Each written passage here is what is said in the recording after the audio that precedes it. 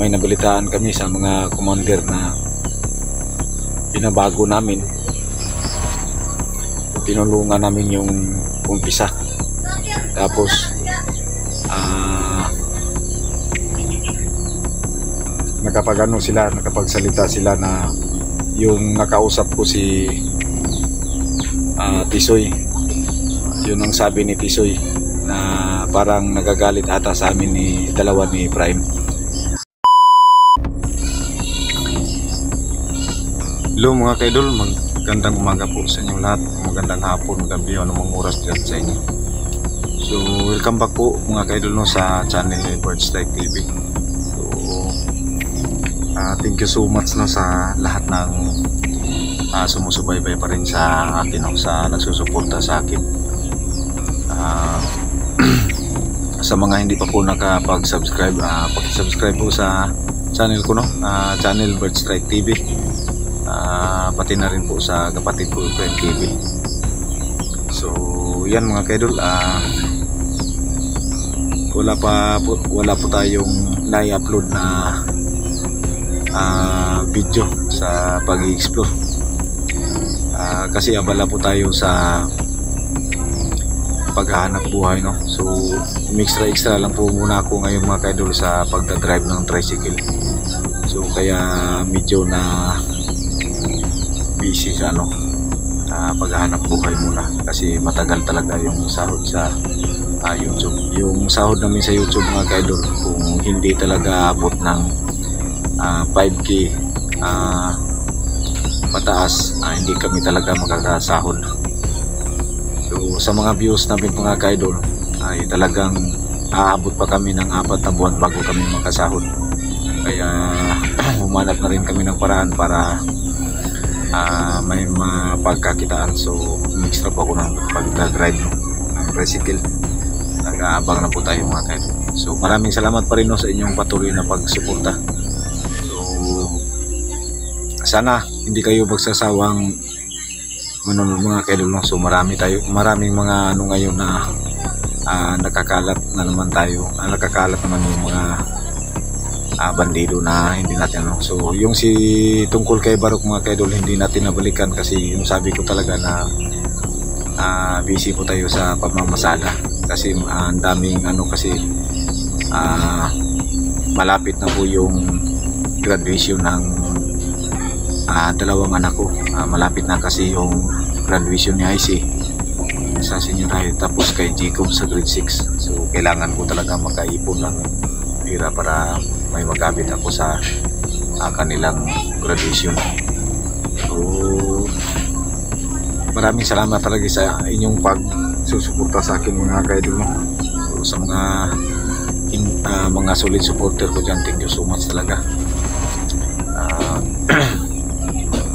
Sana baka sa susunod na araw makabalik tayo sa exploration. So ayan, shout out sa ating solid viewers, pasalat lahat po. Mag shout out po tayo. Shout out kay Nor Usman, shout out Mona Mendoza, Jinsky Cute Alandroki, Jean Bernhorn, shout out Blancy Hawkins, Yamasaki rin, yung wasak na wasak, Relando Barito, shout out sir, Balandrayos family, shout out, Garcia Nisis family from Bicol, Laguna, shout out sa lahat ng taga Laguna dyan. Idil Carmen, Josephine Cañete, Susan Kadukoy, Ninit Galvis, shout out sa inyo diha mga ma'am no. Yamasaki rin, shout out. Maria Vergara, Marisa Blador, shout out sa inyo dyan. Sa lahat na po na sumusuporta. Akiro Hatarashi, shout out. Jing Rosales, Rodilin Ligisan, Lin Hugo, shout out sa inyo dyan lahat no, sa nagsusuporta sa atin. So ang dami na po ninyong mga kaidol, hindi ko na matandaan yung iba kasi matagal na po tayong, ilang araw na po tayong hindi nakapag shout out sa inyo no. So sana abangan yung pagbabalik explore ni Birdstrike TV. ah, babalik tayo sa bundok.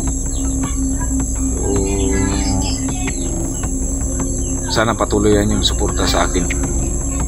Talagang abala lang po talaga mga kaidol sa ginagawa ba sa paghahanap buhay. Itong paghahanap buhay talaga yung ano na hindi tayo makatulong sa ibang tao. So yan, sinabi ko dito mga kaidol na yung talagang mahirap talaga kasi kung aasa lang po talaga kami sa sahod namin sa YouTube ay aabot talaga kami ng 4 na buwan bago kami makakasahod. So, hindi naman po talaga kasi yung mga kaidol na 4 na buwan magkakasahod ka lang ng 5K. So makikita naman po ninyo talaga sa mga views namin kasi di dyan po kami sumasahod. Kaya nagpapasalamat po kami sa inyo mga kaidol yung manonood kayo sa video namin na hindi kayo mag-skip ads dahil dagdag rin po yan sa amin ano. So yan, sana po pagpapasensyahan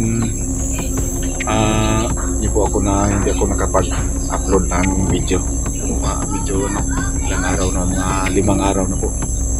So hindi ibig sabihin nun na titigil ako sa pag-i-explore.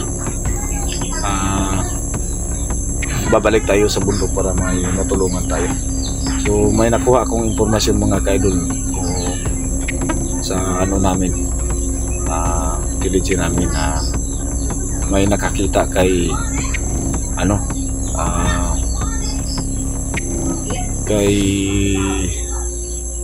kung sino yung nakasama ni G. Chris. Hindi ko kilalang tao yun. So yan, mag-iingat lang po tayo mga kaidol kasi mahirap na po talaga kung babalik tayo sa ganun na may mabihag naman sa amin. So may nabalitaan kami sa mga commander na pinabago namin,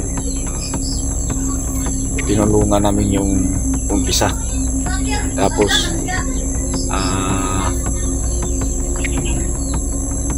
nakapagsalita sila na yung nakausap ko si Tisoy. Yun ang sabi ni Tisoy na parang nagagalit ata sa amin dalawa ni Prime. So ang sabi ni Tisoy, puro lang daw paasa ang mga vlogger na so parang nagagalit pati na po si mga kaidol, pati na po si Raya at saka si Greco. So abangan nyo mga kaidol yung update natin sa kanila kung ano ba talaga yung para malaman nyo kung gaano katotoo yung sinabi ko. So kasi ang sabi po nila sa amin, nakausap namin na wala po kaming video. Ang sabi nila sa amin ay puro lang daw kami paasa na tutulungan namin sila. Ang naka-diferensya dyan mga kaidol kasi paano naman po kami makakatulong sa pangangailangan nila na sapat lang sa amin yung kinikita namin. So, parang nagagalit yung mga commander na pinaasa lang ba na tutulungan tapos iniwan. So dismayado rin kami mga kaidol ni Prime. So abangan nyo mga kaidol yung update namin sa kanila kung ano talaga yung sitwasyon para sa kanilang mga commander na pinagsabihan na tulungan. So abangan nyo mga kaidol yung kay Tisoy, kay Grigo at saka kay Raya. Parang galit ata yung mga commander na yun na hindi na pupusan kasi hindi na po kami nakapag-update sa kanya, pero nakausap namin nung isang araw ay yun ang sabi sa amin, parang pinabayaan daw namin sila, puro lang daw kami salita, wala naman daw sa gawa. So yan ang iniisip ko ngayon mga kaidol, kung paano kami maka-recover sa kanila, kung paano ang dapat namin gawin. Kasi yun ang sabi mga kaidol sa amin, may banta sila sa amin. Baka raw dumating yung panahon na babalik sila sa kanilang ginagawa. So yun ang inaalala namin mga kaidol, kung babalik yung mga commander na yun. So wala talaga kami magawa ngayon sa ngayon. So yan, abangan nyo lang po mga kaidol yung update namin sa kanila. Marami pa pong mga commander na nahuli na wala na pong update. So sana maka-update tayo sa kanila para maano natin yung sitwasyon nila, para hindi tayo matakot mga kaidol, no? Baka babalik sila sa sa pagiging masama. So baka po puntahan natin. So yan mga kaidol, no? So ulitin ko sa inyo, pagpasensyahan niyo po na hindi ako nakapag-upload ng exploration kasi naging abala ko sa paghahanap buhay, pagdadrive ng tricycle, yung inaabalahan ko ngayon. Extra lang po mga kaidol, yung yung paabang na tricycle, yung 250, 300 ang adlaw ng araw. So magbabayad ka mga kaidol ng 300 pesos sa tricycle sa may-ari. So kung kikita ka ng 600 or 700, magbabayad ka ng 300, may 400 ka. Tapos kukunan mo ka ng panggas. So talagang kakaunti lang pong matira sa'yo. So okay lang yan mga kaidol. Sanay naman kami sa pagtitiis ng mga ganong bagay. So yung ginawa ko itong video mga kaidol para malaman nyo kung ano na talaga yung sitwasyon ko, bakit hindi ako nakapag-explore. Yan. Sana mga kaidol, abangan nyo yung susunod na pagbabalik exploration ko sa bundok, o sa pag-update ng mga commander ko. May panahon tayo kung papayag pa ba sila na i-update natin sila para malaman. So yan mga kaidol, no? Sa lahat-lahat po ng sumusuporta sa akin, maraming salamat po. Thank you so much sa patuloy na nagsusubaybay sa akin. Itong video ng mga kaidol, paki-like and share po, no skip ads. Yun po, makakatulong na po yun sa amin. So yan, God bless po sa inyong lahat mga kaidol, sa ating mga OFW dyan na nagtatrabaho para sa ilang pamilya, na nagsusuporta din sa amin, na nanonood. Maraming salamat po sa lahat ng sumusuporta sa amin sa Luzon, sa Visayas, sa Mindanao, kahit sa ang sulok ng mundo na nakasubaybay sa amin kay Bird Strike TV. Mula umpisa hanggang ngayon, andun pa rin kayo. Maraming salamat po sa inyo, and God bless po sa inyong lahat. Naway ay patuloy kayong magsusuporta kay Bird Strike TV. Maraming salamat po sa inyong mga kaidol. Thank you so much.